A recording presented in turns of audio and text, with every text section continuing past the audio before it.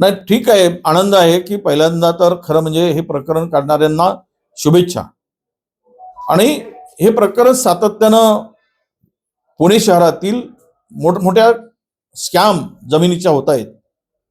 प्रचंड जमीन लुटली जात आहे. मी सांगितलं की 1,00,000 कोटीपेक्षा जास्त जमिनीचं स्कॅम त्या शहरामध्ये आहे. कोणी बिल्डर, डेव्हलपर, पॉलिटिशियन अशा जमिनी बळकवण्याचा सपाटा लावलेला आहे. आज हा करार रद्द केला. या करारामध्ये समावेश असलेल्या लोकांवर गुन्हे दाखल झाले. परंतु मूळ प्रश्न असा असतो की ज्यांनी जो मालक आहे कंपनीचा तो सुद्धा यामध्ये दोषी आहे, त्याच्यावर सुद्धा कारवाई व्हावी. ज्या पद्धतीनं दिग्विजय पाटलावर कारवाई झाली, सब रजिस्ट्रारवर कारवाई झाली, उद्या ते उद्योग संचालनालयावर होईल.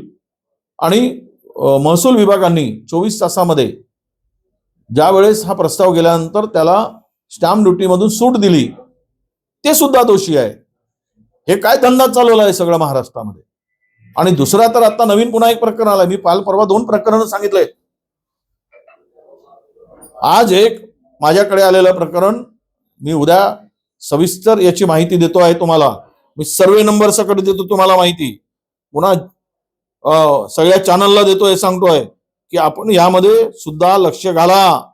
हे घोटाळ्यांची मालिका प्रचंड मोठ्या प्रमाणात या राज्यामध्ये सुरू झालेली आहे.